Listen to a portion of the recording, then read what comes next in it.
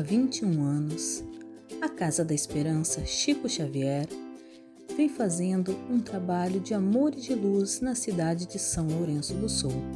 O atendimento de cerca de 50 crianças na evangelização infantil e juvenil, além do almoço de suporte para as famílias. Também faz todo um atendimento fraterno para aqueles que necessitam. Mesmo não estando aberta ao público, a casa continua com o seu trabalho de auxílio às famílias da comunidade. Mais de 100 famílias já foram beneficiadas durante a pandemia, com o auxílio de diversos voluntários. E por isso nós agradecemos a todos aqueles que auxiliam esta casa. Você também pode ajudar. Entre em contato conosco para saber mais informações. Quer saber mais sobre a história da casa? Adquira o livro Meu Filho de Volta. Toda a renda é revertida para os projetos desta instituição. Adquira já o seu livro. Levamos até você ou enviamos pelo correio. Agradecemos a todos os amigos que se fazem presentes virtualmente neste momento na nossa casa. A Casa da Esperança Chico Xavier agradece a cada um de vocês.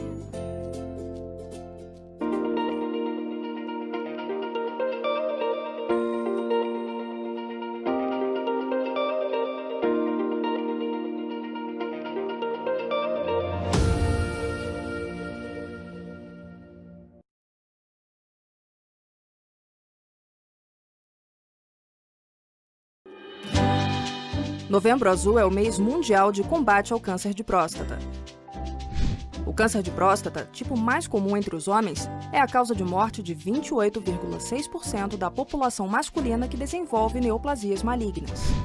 No Brasil, um homem morre a cada 38 minutos devido ao câncer de próstata, segundo os dados mais recentes do Instituto Nacional do Câncer. Histórico familiar da doença, como pai, irmão e tio, além da obesidade, são fatores que aumentam o risco de desenvolvimento do câncer. Outro dado importante é que homens negros sofrem maior incidência deste tipo de câncer. Por isso, atenção!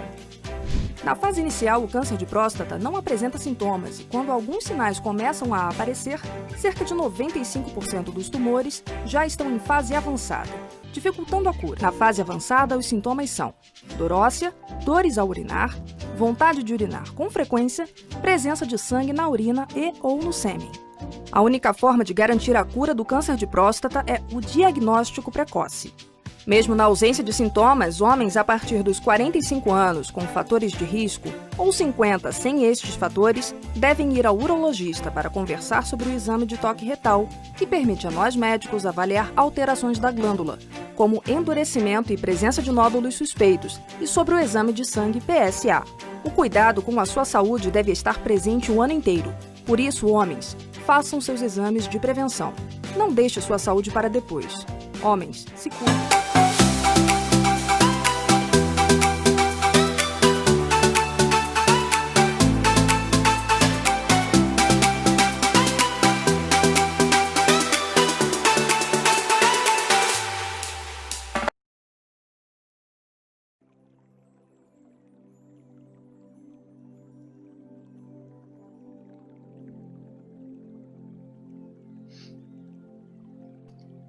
Olá, amados, queridos irmãos, que a paz do Mestre Jesus esteja com todos nós.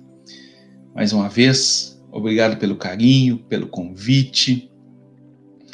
E eu sou Cláudio Dávila, da cidade de Pelotas. E trazemos para a reflexão o homem de bem. Trazemos a questão 685, 918, 919 do Livro dos Espíritos, e o capítulo 17 do Evangelho segundo o Espiritismo. E também usaremos para reflexão a obra Espelho da Alma, uma jornada terapêutica de Joana de Ângeles, por Divaldo Franco. Amados, queridos, o verdadeiro homem de bem é o que cumpre a lei de justiça, de amor e de caridade na sua maior pureza. Faz bem pelo bem, sem esperar nada em troca. Retribui o mal com o bem. Ele deposita fé em Deus, na sua bondade, na sua justiça, na sua sabedoria, porque ele sabe que sem a permissão de Deus nada acontece. Ele se submete à vontade de Deus em todas as coisas. O homem de bem, ele é bom, é humano, benevolente para com todos, sem distinção de raças, nem de crenças. E em todas as circunstâncias, ele toma por guia a caridade. Então, a exemplo de Jesus, ele perdoa e esquece as ofensas e só lembra dos benefícios. Por quê? Porque ele sabe que é perdoado conforme houver perdoado. Então ele estuda as suas imperfeições e trabalha incessantemente em combatê-las. E finalmente, o homem de bem, ele respeita todos os direitos dos seus semelhantes, como quer que sejam respeitados os seus. Fazer para o outro tudo aquilo que eu gostaria que fizesse para mim. Então, meus amados, queridos, a obra básica nos diz que não ficam assim enumeradas todas as qualidades que distinguem o homem de bem, mas aquele que se esforça por possuir as que acabamos de mencionar, no caminho achará o que todas as demais conduz. A doutrina dos Espíritos nos deixa muito claro que o Espiritismo ele não institui nenhuma nova moral, apenas nos facilita a inteligência e a prática do Cristo. Então, nos facultando a fé inabalável, esclarecida, aos que duvidam, aos que vacilam ainda nesta jornada da vida. Para nos ajudar na reflexão do homem de bem, Allan Kardec pergunta aos espíritos benfeitores, lá na questão 919, qual é o meio mais prático e mais eficaz para se melhorar nessa vida e resistir aos arrastamentos do mal? E ele obtém a resposta objetiva. Um sábio da antiguidade diz: conhece-te a ti mesmo. Mas só que nós compreendemos toda a sabedoria dessa máxima, conhece-te a ti mesmo, mas a dificuldade está precisamente em se conhecer a si mesmo. Então, Joana de Ângeles, na obra Espelho da Alma, ela nos diz que desconhecemos o nosso mundo íntimo, nos tornamos expert em olhar para fora, exploramos o universo e conhecemos as estrelas distantes, mas ainda não possuímos lentes de olhar para o nosso próprio mundo interno. E Santo Agostinho vem e nos dá o meio. Olha, qual é o meio de se conseguir, então? Fazei com que eu fazia quando vivi na Terra. Olha, ao fim do dia, eu interrogava a minha consciência. Eu passava em revista o que havia feito. Eu perguntava a mim mesmo se não tinha faltado ao cumprimento de algum dever, se ninguém teria motivo para se queixar de mim. E ele conclui dizendo que, olha, foi assim que cheguei a me conhecer e ver que em mim necessitava de reforma. Então, amados, quando ele fala em reforma, a reforma ela consiste num processo de aprimoramento dos atributos do eu, através do exercício de elevar os pensamentos, o sentimento, as ações, mas com o objetivo final de aprender a amar a Deus sobre todas as coisas e o próximo como a si mesmo. No entanto, vamos olhar para todas as possibilidades que existem em nós e permitir que elas façam parte de nossa vida. É nos dar a chance de nascer de novo nesta vida e entender que ninguém se encontraria reencarnado na Terra se a existência não tivesse uma finalidade superior. Então, nessa questão da obra base do Espiritismo, Santo Agostinho explica que o autoconhecimento é uma prática diária, onde é possível, sim, mostrar à própria consciência o que de proveitoso realizamos durante aquele dia. E, principalmente, quais foram as ações negativas praticadas contra nós ou os nossos semelhantes. Então, é dessa forma que passaremos a conhecer os nossos erros, nos permitindo iniciar a reforma íntima tão lembrada pela doutrina dos Espíritos. Só que nesse processo, nós precisaremos de coragem para crescer, responsabilidade pelas escolhas e consequências delas, aguentar a solidão do processo, o amor incondicional pela pessoa que somos, a gratidão pela vida que temos. Então é hora de pensarmos em toda a tristeza que já podemos ter provocado nos outros, em decorrência da nossa vida bloqueada, e nos conectar com o trabalho que irá curar a nossa alma. Nos diz essa reflexão Joana de Ângeles na obra Espelho da Alma. Então, meus amados, queridos, nós precisamos vencer nossas guerras internas, que continuam sendo uma grande causadora do desconhecimento de nós mesmos. Então, Joana de Ângeles vem e nos fala novamente sobre a importância dessa decisão. A necessidade do autodescobrimento, que de uma forma racional torna-se inadiável para todos nós, favorecendo a nossa recuperação quando estivermos em estados de desarmonia ou crescimento. Sejamos então portadores de valores essenciais. Mas enquanto não nos conscientizarmos das nossas próprias possibilidades, continuaremos a nos confundir em conflitos de natureza destrutivas, ou fugindo espetacularmente por estados depressivos, mergulhando em psicoses de vária ordem que nos dominam, que inviabilizam a nossa evolução, pelo menos momentaneamente, nos diz Joana de Ângeles. Então, amados, queridos, quem deseja descobrir-se, quem deseja melhorar, precisa estar disposto a trabalhar em uma reconstrução pessoal. Porque será necessário demolir barreiras para que no final do desafio tenhamos cumprido com a nossa jornada aqui na Terra.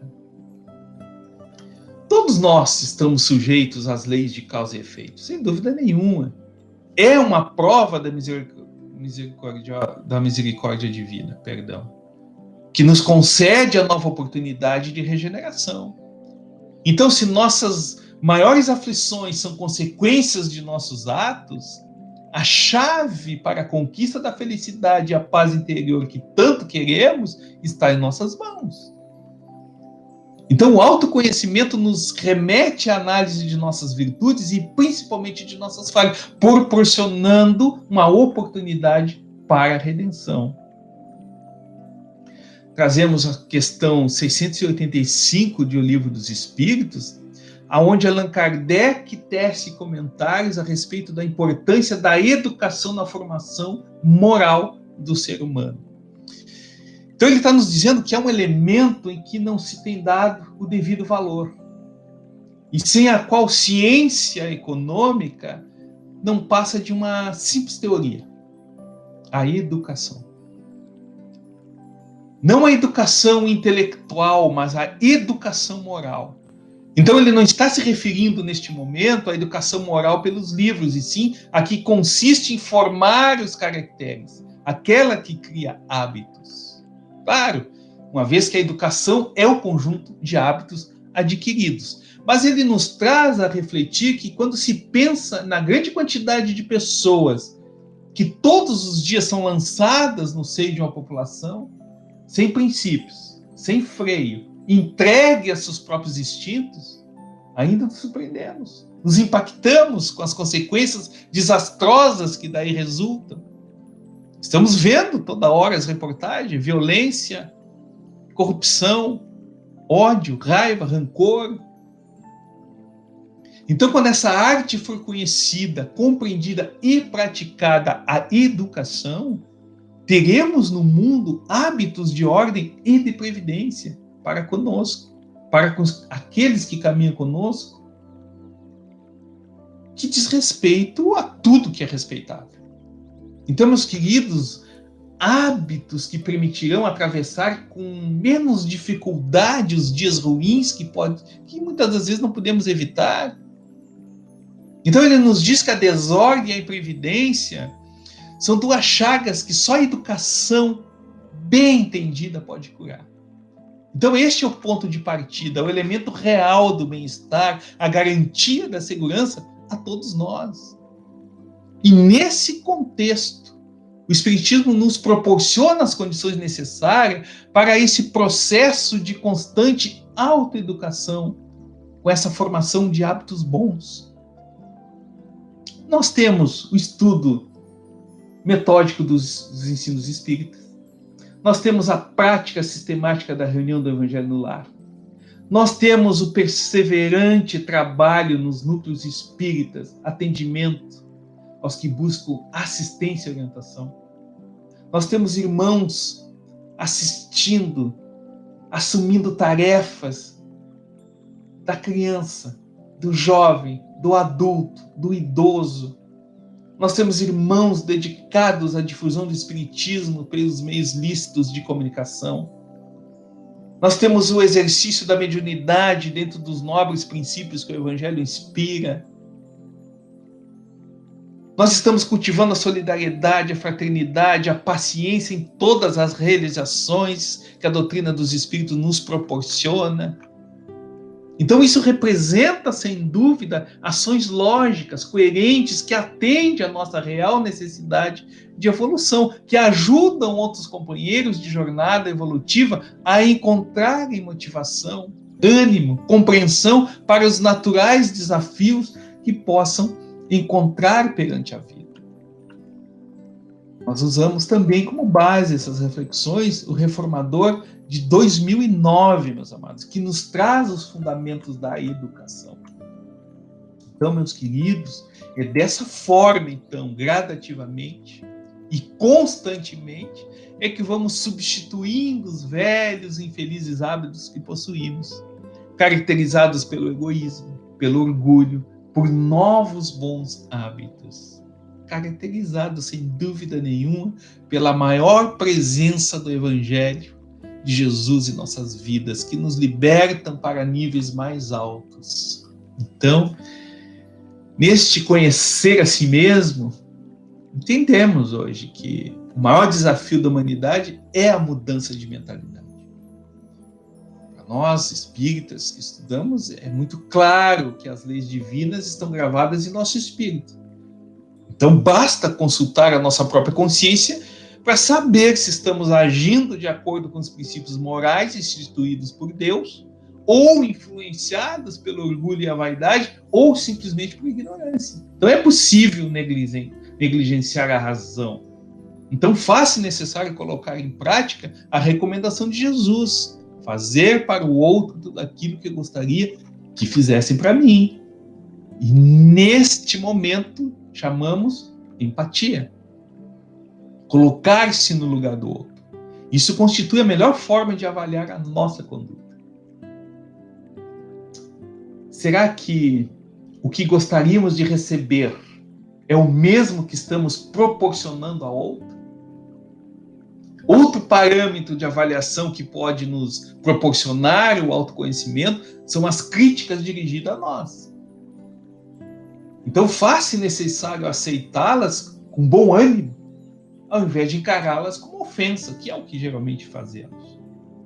Então nós precisamos levar em conta as advertências de nossos inimigos, que muitas vezes nos fornecem um espelho para enxergarmos as nossas fraquezas.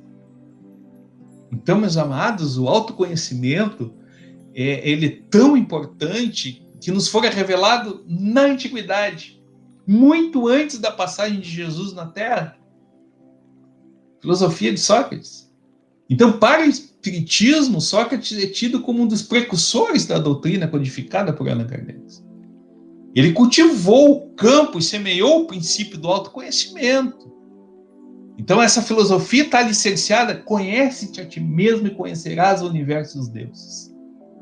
Então, essa expressão que nos provoca hoje para nos conhecermos melhor, nos traz um convite e, ao mesmo tempo, uma oportunidade que nós aprendamos a nos conhecer, ou seja, estabelecer uma intimidade com a nossa alma, com o nosso coração, com a nossa intimidade. Porque quanto mais nos conhecemos, mais temos condições de lidar melhor com qualquer situação que a vida nos apresente. Ganhamos autonomia para fazer escolhas, renúncias, para que possamos nos tornar cada dia melhores e confiantes. Descobrir qualidades e valores que até então nem sabíamos que tínhamos. Então, o processo do autoconhecimento nos faz reconhecer o que precisa ser melhorado em nós. Ele nos dá forças para executar a tarefa essa tarefa que muitas das vezes é dolorosa. E esse processo dói menos olhar o outro, né? Nós somos muito de olhar o outro e esquece nós, né? Esquecemos de nós, né? Então, meus amados, mais uma vez, não esqueçamos de, em todas as circunstâncias, tomar por guia a caridade. O Evangelho nos diz, olha, a caridade que consiste na esmola dada aos pobres é a mais fácil de todas. Mas existe, porém, uma bem mais meritória. É a de perdoar aqueles que Deus colocou em nosso caminho. Perdoe. Esqueça todas as ofensas. Não alimente o ódio, rancor, desejo de vingança. Isso chama-se perdão. Outro parâmetro para o homem de bem: não evidenciar os defeitos alheios, procurar sempre o bem, para atenuar esse mal que muitas vezes nos acomoda. Isso chama-se compreensão. Então, amados, Jesus nos mostra desse modo que a essência da perfeição é a caridade na sua mais ampla acepção, porque implica a prática de todas as outras virtudes. E entendemos que não há como modificar algo desconhecido. Não tem como. Então, a velha máxima proposta por Sócrates na antiguidade representa até hoje a fórmula para o progresso moral do homem. Conhecer a si mesmo é o princípio regenerador que deve nortear essa nossa busca pelo desenvolvimento pessoal e, por consequência, a transformação do meio que vivemos. A prática do Evangelho de Jesus. Nós somos espíritos em evolução, necessitados ainda de estar estagiando em mundos de provas e expiações. E claro que nem sempre constitui tarefa fácil. Muitas das vezes, esse retorno à vida física significa para o espírito uma experiência dolorosa, carregadas de dificuldades e sofrimento muitas das vezes. Mas Joana de Ângeles irá nos dizer na obra Espelho da Alma que para sermos mulheres e homens de bem, devemos realizar essa jornada da vida. Mesmo que tenhamos que caminhar sobre o chão pedregoso, mas ela precisa ser executada. Por quê? Ela nos chama a atenção. Olha, quem passou pela vida em branca nuvem e em plácido repouso, adormeceu. Só passou pela vida, não fez nada, não viveu. Então, meus queridos, para encerrarmos essa questão, vem a última pergunta para todos nós. Olha, se aprovesse a Deus nos chamar neste momento, teríamos o que temer o olhar de alguém ao entrar de novo no mundo dos espíritos, onde nada pode ser ocultado? Fica essa pergunta para todos nós. E para encerrarmos, meus queridos, vamos encerrar com a poesia de Fernando Pessoa, que me chamou assim muita atenção, que é Tempo de Travessia. Há um tempo que é preciso abandonar as roupas usadas que já têm a forma do nosso corpo. Esquecermos os nossos caminhos que nos levam sempre aos mesmos lugares. É o tempo de travessia, e se não ousarmos fazê-la, teremos ficado para sempre à margem de nós mesmos. Fernando Pessoa. Meus amados, queridos, possamos refletir sobre os caracteres do homem de bem e vivenciar, acima de tudo, o Evangelho de Jesus. O verdadeiro homem de bem é o que cumpre a lei de justiça, de amor e de caridade na sua maior pureza. Que a paz do Mestre Jesus esteja no coração de todos nós. Obrigado pelo carinho. Deus abençoe.